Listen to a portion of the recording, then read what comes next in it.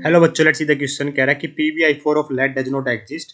Reason कहता है कि PbI bond initially form during the reaction does not release enough energy to unpair 6s2 electron. बिल्कुल सही बात कह रहा है। एक्चुअली में होता क्या है बेटा, कार्बन, सिलिकॉन, जर्मेनियम, SnPp ना ग्रुप 14 के एलिमेंट्स है। तो वैसे तो कार्बन की जो ग्रुप होता है बेटा, ये +4 ऑक्सीडेशन शो करता है, पर on moving down the group lower oxidation stability ज्यादा हो जाती है as compare to higher oxidation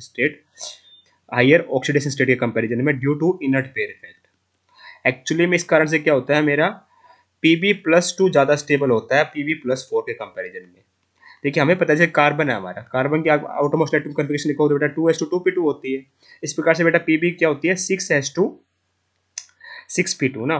ठीक है, तो जो ये 6s वाले इलेक्ट्रॉन है ना, ये हमारे अनपेयर्ड ही नहीं होते। ठीक है, तो इसके लिए बहुत ज्यादा एनर्जी देनी पड़ती है अनपेयर करने के लिए, तो इतनी ज्यादा एनर्जी रिलीज नहीं होती कि ये अनपेयर हो जाए। अगर ये अनपेयर नहीं होंगे तो +2 +4 ऑक्सीडेशन जाएगी नहीं, केवल ये दो इलेक्ट्रॉन रिलीज हो पाते हैं, तो सिर्फ +2 तक ऑक्सीडेशन स्टेट शो कर पाता है। इस कारण से PbI4 में क्या होगा बेटा, Pb मेरा +4 में होगा, इसलिए ये एग्जिस्ट नहीं करता। ये बात बिल्कुल सही लिखी हुई है, असर्शन बिल्कुल ट्रू लिखा हुआ, और रीजन भी परफेक्टली करेक्टली एक्सप्लेन्ड है कि PbI bond initially form during reaction does not release enough energy to unpair 6s2 electron.